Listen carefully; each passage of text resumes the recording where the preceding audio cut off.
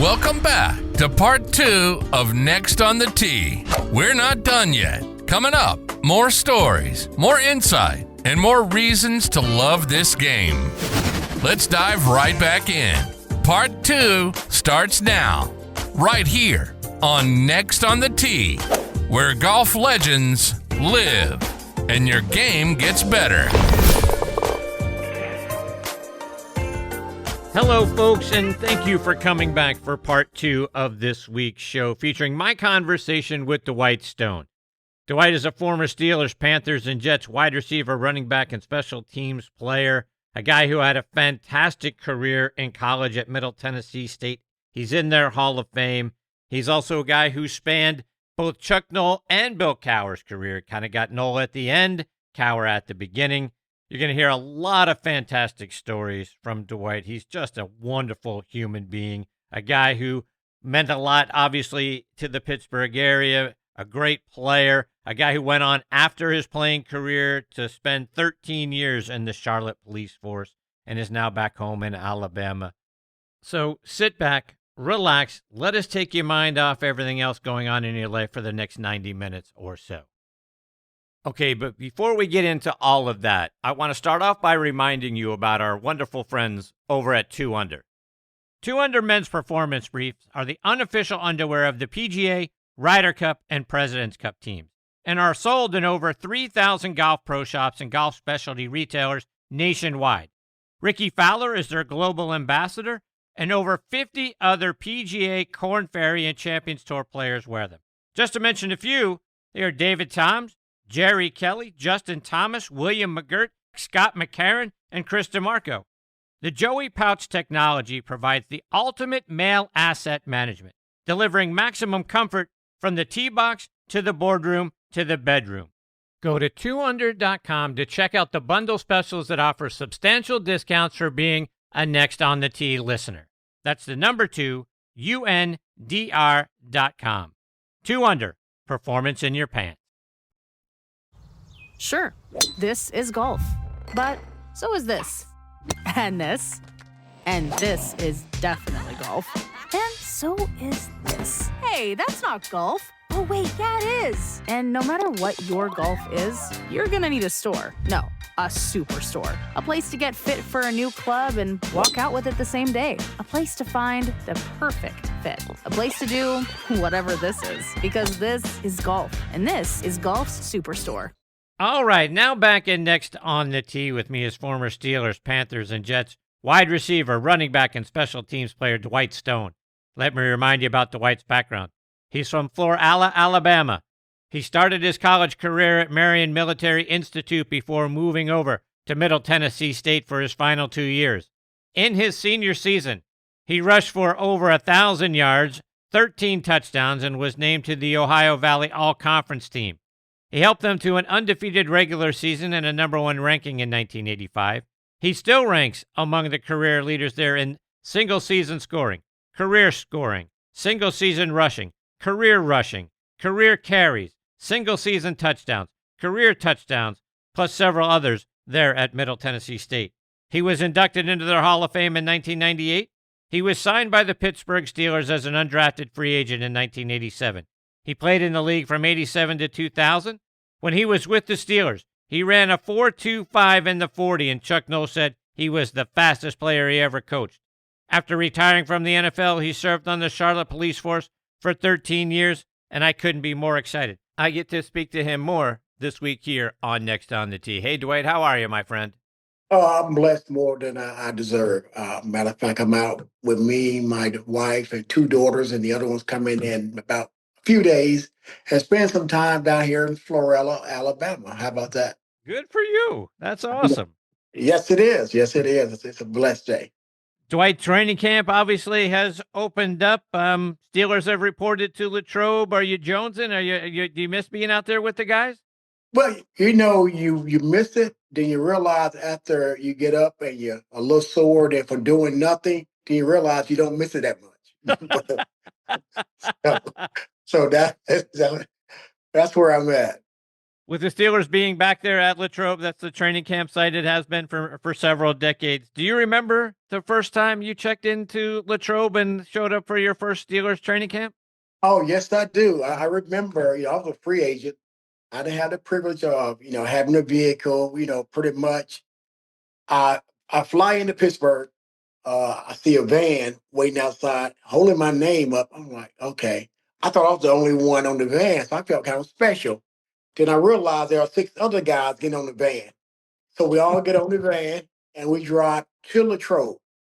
And I'm thinking like, okay, this is like I'm going to prison. I mean, it's like you in there, you get hot inside the van. You get there and they drop you out. Say, all right, grab your stuff, and go to your dorm. I said, okay. I get there, I look around.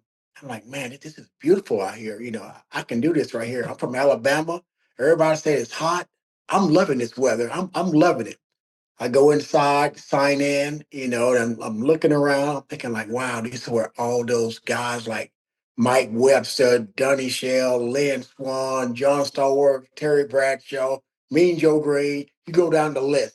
I was like, man, I'm gonna be a part of this. Just going inside the dorm and going there, I didn't really know what to expect. little country boy in Florella. I think it's like 1,964 people live in Florella. That we had three red lights. I think they took two of them out. I think we got one red light. So when I got there, it was just one of those things, eye opener, and I was like a deer in headlights. You were with the Steelers in 91 and 92, 91 being Chuck Noll's last season, 92 being Bill Cowher's first season. I'm Yes. not sure there are two coaches with more contrasting styles than those two guys. What was it like going from the end of the Noll era and the start of the Cowher era? Coach Noll is very laid back, but he's very aggressive in his own ways. You can tell he don't have to, get up in your face. Certain facial looks he give you, and a little grunt here and there. You're not doing good. You may not be here. Okay, Coach Cowher is more in your face, jumping around. You're thinking like, "Whoa, coach! I know you used to play NFL. Slow it down." Like coach, like he having flashbacks. I said, "Coach, wait a minute now. You can't be hitting the players like that." But he's he's talking about energetic. He'll make you have energy even when you're tired. He goes out there. I mean, he's full go every time you see him. I'm like, Coach, can you slow down a little bit? He said, Stone, we can't have time to slow down. I got too much work to do. I'm following Coach Noll's footsteps. So after that, I kept my mouth closed. I said, okay, keep doing what you're doing. So, yes, Dw- yes. Dwight Greg Lloyd is a wonderful friend of this show. I'm not sure there was ever a more intense player in the game than 95 was. It didn't matter if it was in practice or during the game on Sundays. What was it like for you lining up across the line of scrimmage from Greg at practice? Okay, well, we came in the same year, 87. Me and Greg came in. And, I'm a running back. And I hear this guy, like he wearing this shirt 95, like, okay, we're both rookies, it's all right. So as I saw it hit a couple of people, I'm like, wait a minute, maybe he's not a rookie, maybe he's a different level than we are.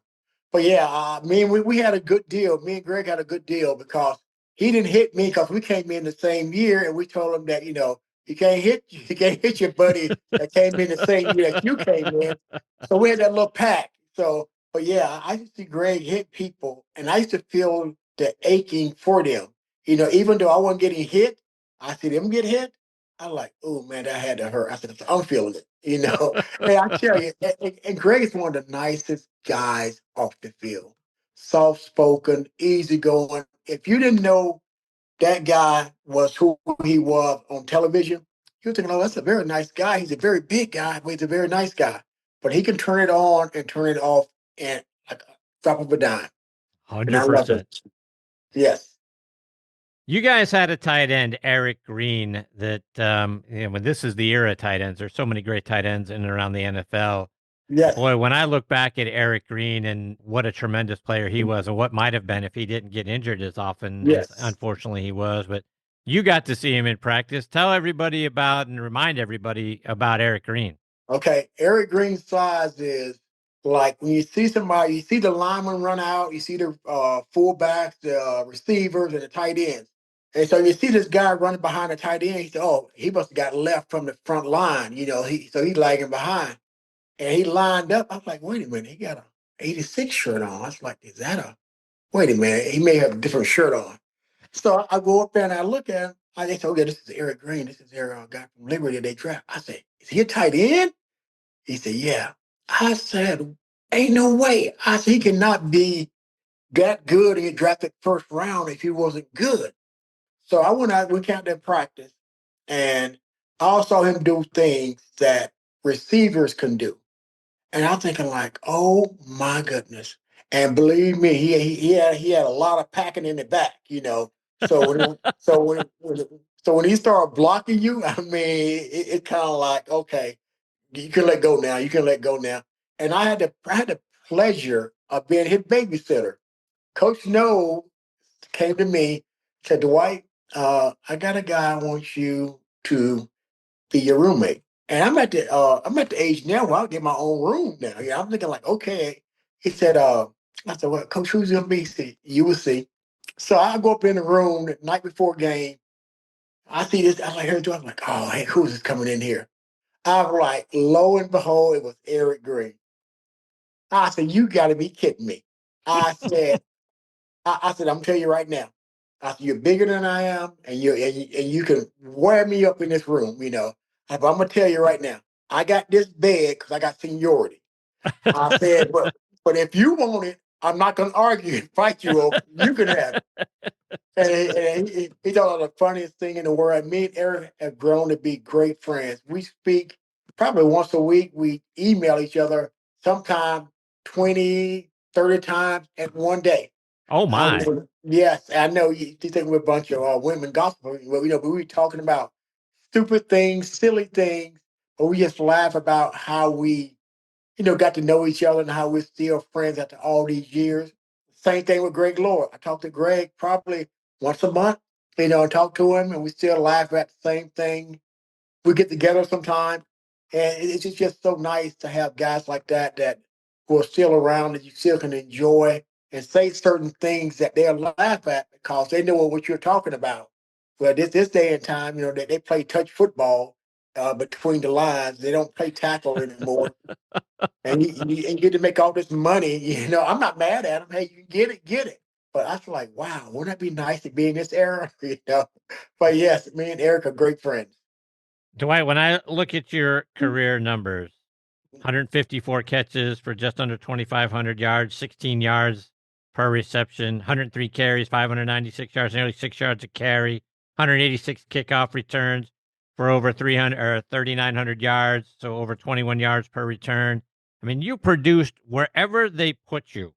Did you ever ask Chuck Noll or any of the other head coaches that you played for, like, what do I got to do to get more touches? Well, I told Coach Noll, I said, "Hey, you had enough faith in me to be the only free agent to make the team. The least I can do when you ask me to do something, I'm gonna give my full effort." And I mean, God have blessed me to have people like Coach Noll along the way. I was blessed to have back in Marion a coach called Coach Hooker, and also the general Colonel Murphy. I became great friends with him. His daddy started the school. And I'm telling you how blessed I was. I know I'm off for Coach No, but yes, I was blessed because when I was in Marion, I went to visit the school with a friend. I was tagging along, going with him and his dad. I was like, "You came up follow around." His name was Joy Jackson. He's still living too. But yes, we went there to visit, and I got there. I was like, "Man, this is where I would love to be." This was. But when I got there, they told me how much it cost to go to school there. I was like, "It costs more to go to school there than my mom made a year." I said, "Well, I won't be going here." So, and they told me they gave me a test to take, and I took the test, and I guess I did pretty good. They said, "Hey, what we can do is offer you a Pell Grant, and also we could offer you a partial scholarship." And I said, "Hey, whatever y'all want to do," I said, "I appreciate it." And one of the best experience I ever had. A year and a half there, the coaches. I still go back there now, and I do speaking engagement for them. thanking them back. I said, I can never repay you for the trust you put into me. I said, but God knows that whenever I go somewhere, I do mention Marion because y'all took a chance on me. Well, you didn't have to. Mom, I had four brothers. I said four brothers, two sisters, living in the projects. Uh, we had three bunk beds and one room, me and my brothers, two beds in my sister's room, and one in my mom. My mom was single, and that's my heart. I mean, that right there is why I still thank Jesus every day. You know, for having a mom like that. And she's matter of fact, I'm down here in Florella.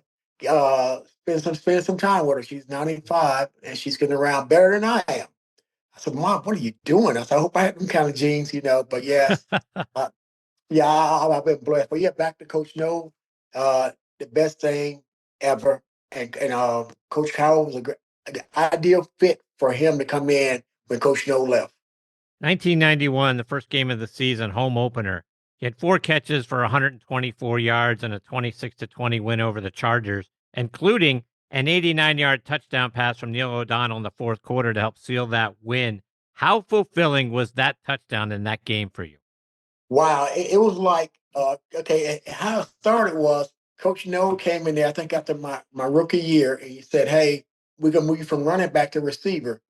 I'm like, "Oh, they're getting ready to cut me. That's what they're getting ready to cut me." I thought I've seen this before. I've seen this story before. We said, "No, we'll be patient with you, Dwight. We're gonna work you at receiver. You'll never be as great as one, but the more you can do, the longer you'll be around." So it felt great making that touchdown because of what Coach Noll believed in me. And I wanted to make sure that I show my appreciation on the field and off the field. Now, the kicker is how about this right here? I was the last one to score a touchdown for Coach Noll before he retired. I have the football that when he retired, that was the last game I made the last touchdown and I have the Wow, football. And I have the football. I'm like, hey, how about that? that's awesome. It is. It is by me, but it was ideal. I mean, I'm so happy because the Pittsburgh fans are the best. I mean, like, they're the best, bar none. My wife is from Cleveland, I mean, from Ohio. She was a Cleveland Brown fan. I think she still may be on the side. But but but she learned real quick that she won't be on a winning team. So I think she really realized that the Steelers are the real one. There you go. You went over to Carolina with Dom Capers for the birth Yes. of the Carolina Panthers in 1995. What was it like being a founding member of a new team? It was ideal. I mean, you get to meet guys like Don Beebe. You got to meet Frank Wright. You got to meet Sam Mills. You got Lamar Latham, Gerald Williams. I mean, you got to meet a whole lot of guys. And we call ourselves the misfits. You know, like you see the Christmas when they have toys that no one wanted anymore because they got tired of them. So they kind of threw them aside and they don't want to play with them. We have nothing else to do. So we all thought we was the misfits. You know, no one wanted us. No one, found us glamorous. But it was like ideal. All the veterans respected the other one. You know, you had guys with 7 years, 8 years, 9 years, 12 years. And we all went there with no egos. You know, we all understood that, hey, if this guy win the job, he has the job. You know, we do our best, to back him. But it was no bickering, back and forth. And Mr. Richardson, I tell you, that's my guy. I love him and Darren. And Coach Capers, I tell you, I told him, I said, boy, if I ain't know any better, I must say, you're an angel. You talking about one of the nicest Christian man there is. Coach Capers is the one. He is like ideal. You ended your career in New York with the Jets. You guys Yes, played the Steelers in week 6 of the second season that you were there. You had a couple of kick returns in that game. What yes. was it like going up against your old teammates, this time being a Jet? It's like I was told, hey, don't make no mistakes. Someone run over there and by mistake, because you used to be on that side. He said, remember what jersey you got on? And I remember Coach Parcell said, look different, doesn't it? I said, yeah. You talking about a crazy and a loving guy? Parcell is him. But it was so weird. It's like you're looking like you're dreaming. You're like, I'm supposed to be over there. That's the team I'm supposed to be at. And they say, hey, someone get out your system real quick because Well, if we don't win, we're gonna blame you. I said, okay. I said, well, don't worry about that. So yes, I mean, each team I went to, each owner, each coach, each player. I mean, I had the best experience. God had put me in a place that was fitting for me at the moment what I needed. I always told God, I prayed for this, and everything that I prayed for was God timing, and each time He did it, it was better than I could ever thought of. Dwight, let's talk a little golf. You co-host an annual celebrity golf tournament that raises funds for Tools for School and Chase Your Marvelous Dream Foundation. I believe this year was your 16th annual tournament Yes. supporting them. Talk about the tournament and the great things you're doing there. Oh yes, this is a good friend of mine back in Murfreesboro, who we was sitting around and we was talking about, what can we do? No longer playing, what can we do for as giving back? So everybody said, you know what? There's a lot of golf course around here. There's a lot of things going on. His name Wayne Buckingham, and he used to play for Clemson. If you see this guy, he's matter of fact, he reminds me of Eric Green. I mean, big as don't know what. But yes, I mean, our golf thing is to give back to kids and family like mine. When I was growing up in the projects, like I said, people was giving us things, and that's just the same way. I see single moms, single dads, people growing up, they're not blessed to have things, but very appreciative of what they have. And they're very thankful. And every year that we have it, we have a great turnout of professional former guys from NBA, from the Major League Baseball, from the NFL football, from women WNBA. I mean, it's just a group of nice people. And each year we do it in Murfreesboro, it gets bigger and gets nicer because people are coming back wanting to say, when are you gonna have that again? When is it? They're excited for us to do that, and it's a blessing to give back because I look at those kids and I remember my mom, working from 11 at night to 6 in the morning or 3 in the afternoon and 11. And I always said that if I ever got a position, I will bless my mom. I mean, because you talking about a strong lady? And I was like, she is strong. She's 95 and still moving around. I saw Tim Worley was one of the guys that comes out and plays in the tournament and is with you guys. Tim's a wonderful friend of this show. What's your favorite Okay. Tim Worley story? Oh, Tim Worley. Tim Worley. Okay, okay. Okay, we, as a rookie, you know, we okay, back it up. We had a mini camp, and our first mini camp for the rookies, Tim was coming in, and we're staying at Duquesne College, and stay at the college and everything, and uh, we said, anybody seen Tim? Tim was holding out. He ended up signing. So we see this car come around, and I'm thinking like, okay, is that Miami Vice? You know, he pulled in his Mercedes. I'm thinking like, what in the world? Who in the world is this? And it's Tim Worley. I said, it must be pretty darn nice, to be able to do things like this right here. He said, oh man, you just got to work hard, Stone. You can get one, Stone. You want to take it around the corner? I said, no, man. I can see right now. I put a dent in this car, my whole check would be gone. I can't do it. But you know what? The funniest, most talented guy. He can sing like you will not believe it. He's a better jokester than any comedian. I mean, this guy, he can dance. He ride motorcycles. He got yelled at by the Roonies. Put that motorcycle up until you finish playing football, or till you finish playing with the Steelers. So I didn't see him ride a motorcycle no more while he's with the Steelers. But yes, Tim is a great guy. Matter of fact, like I said, I just saw him, and we talk to each other off and on, and more as we get closer to like a tournament or something like that. But uh, his life is turned around, and I gave him a hug. I said, Tim, I say, I always try to tell you, I can't force feed you the word of God. I said, but you got a lot you can be doing with your stage you got. And you see it now. I say, you know what, Tim? I said, all the touchdown, like everything that we talked about. I'm proud of you and what you're doing with your life right now. 100%. Yes, he is. Dwight, just a couple more before I let you go. And as as a golfer and in the state of Alabama, a lot of good golf in and around the state of Alabama, Georgia, and in Tennessee, where you go up to Murfreesboro. Where are some of the great places you enjoy playing?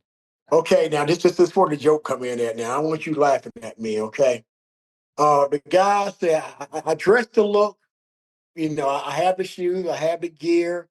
Come out there, they can like, oh, Stone about to knock this out.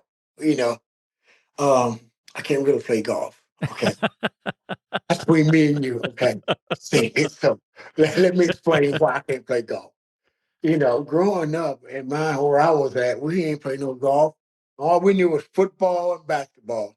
And so what I do right now is I dress to look, I cross my legs. Then when they start putt-putting, now I get on the green then, and every once in a while I make one. They said, Stone, why don't you start back where the tee at? I said, because Stone, we'll be here all day for Stone to get that ball on the green. So, but yes, it's fun. But I am not a golfer. But if you want to play putt-putt, I putt-putt you to death. I'm a putt-putt guy.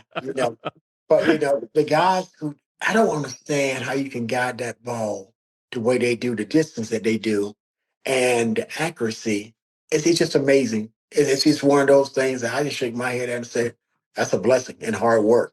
Indeed.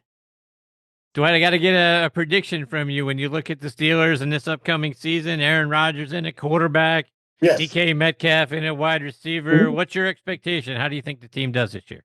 I'm not thinking they're going to the playoff. I mean, I don't own maybe 97 pushing it, but they could go. But if you get on a hot streak like we did in Carolina, no one thought we were going to do our first year. No one thought we would do what we did. Or in Jacksonville, no one thought they'd do what they do. And we had old guys, Sometimes an older guy in the right fitting and another guy like Metcalf in there, you never know what can happen. I'm telling you, when your confidence get above and beyond, that's when things start to happen. And I won't be shocked if they don't make it. I would be shocked if they didn't make it, you know. But I expect them to make it, and I think they go 9-7, and they'll be able to squeeze it in barely. Dwight, before I let you go, let our listeners know, how can they stay up to date with all the things that you're out there doing, the great things you're doing, Okay. the charities that you're involved with, and is there a way for us to follow you online or on social media? Oh yeah, social media. See, I'm learning this new stuff. My daughters are teaching me this. Okay, I'm on Facebook. All I know is it's Dwight Stone. Okay, look. Okay, look for the guy who looks kind of creepy. That'll be me. And I just my girl just showed me. And I am on Instagram. Instagram. Yeah, I'm on Instagram. Oh, something. Yeah. Okay, it's Dwight Stone. Now are you confused? We'll find you for sure. Okay, okay. I appreciate that. I appreciate the love. Dwight, you're fantastic, my friend. I can't thank you enough for taking time out of your night to come back and be a part of the show. I hope we get the privilege of catching it with you maybe a little bit later on this season. I'd love to get your thoughts. That sounds great. Continue doing what you're doing. I mean, you're a blessing to so many. They look at me, they look at Don Beebe, but it all starts with you. You put us on here to spread the word of Jesus Christ, and for you to be a brother like you are, I thank you for what you're doing, and we owe you the utmost respect from here. And I'm sure everybody respects you. That's why everyone is a pleasure to come on your show, and I appreciate you. Thank you very much for that. I appreciate that very much. Dwight, take care, my friend. All the best to your mom. God bless her. And to the rest of your family. I look forward to catching up with you again soon. You have a blessed one, brother. God bless. You too. Mhm. Folks, that is the wonderful Dwight Stone. What a guy. How fantastic is he? And what a great career. One of the things, like I said, first of all, look, I mean, at Middle Tennessee State, he's in their Hall of Fame. He's still amongst their career leaders in so many different categories. But on top of that, when you look at all of the stats for what he did over the course of his career, I don't understand why Noll or Cowher or any of the other coaches weren't trying to feed him the ball. I mean, again, 16 yards per reception, nearly 6 yards a carry, 21 yards per return. I mean, how versatile. And he mentioned how how Noll talked to him about, the more you can do, the more valuable you become. And that's certainly a thing in all the sports. But to have the numbers that he did, I would have guessed everyone would have looked at him and said, look, this is a guy we got to find a way to get the ball to more frequently for the number and the amount of production that he does every time he touches the football. So I'm surprised that he wasn't utilized more. But look, great guy, great career, went on to the police force in Charlotte, and now doing some great things for a couple of wonderful charities through the course of a golf tournament. I mean, for a guy who doesn't play golf to think, how can I give back? How can I have an impact on the community? And to figure, well, you know what? I don't play golf, but a lot of people do. Let's do a golf tournament. And it's out there every year, 16 years now, and it raises money for Tools for School and Chase Your Marvelous Dream Foundation. I think that's tremendous and speaks to who the man is. So thanks to him. And like I said, hopefully we get the opportunity, maybe during the football season, we can get him back on and get more of his thoughts and insights and stories from his time in the game. All right, my friends, it is time for me to put a bow on this edition of Next on the Tee. My sincere thanks again to Eva Rogers, Don Beebe, and Dwight Stone for joining me. Scheduled to join me next week are Tom Patrick will be back. We'll get our regular monthly visit from the Confidence Doctor, Dr. Bob Winters, and our good friend Briston Peterson from On Point US. What a wonderful ball marker they put out there. It's my favorite one. It's the one I go to. It's the only one I have in my bag. So you'll hear why it's the best and the science behind it. Look, it's not just a pitch, man. We're talking science. We're talking about how does it impact the brain and help us make more putts. You'll hear about it next week. I also want to thank my friends over at the Pittsburgh Tribune-Review for hosting this show on their site. For coverage of everything going on in Western Pennsylvania, including your favorite sports, go to triblive.com. You can find this show by then clicking on the sports section tab, and then you're going to see the most recent episode front and center for you there on the homepage of the sports section. Or you can click on sports and then podcast network. You'll see the Next on the Tee logo. Click on that. And then many of the most recent episodes from this season are going to be there front and center for you as well. You can also find this show out on Good Pods, Apple Podcasts, Spotify, Amazon Music, golfnewsnet.com. Pretty much anywhere you get your podcast content, we're probably on that one as well. And as always, a huge thank you to the great folks over at Good Pods for making this show one of their recommended podcasts. So please download their free app and stream your favorite podcast right there on your favorite device. But like I say each and every time, the biggest thanks go out to each and every one of you for being the greatest supporters in the history of podcasts. I appreciate you all so very much. Until next time, hit 'em straight, my friends. Thanks for joining Chris again this week on Next on the Tee. We hope you enjoyed the conversations as much as we did. Please share the show with your golf buddies and be sure to follow it on TribLive or your favorite podcast app so you never miss an episode. Thanks for pressing play and being part of the journey. We'll see you next week, right here, where the best minds in golf share their stories.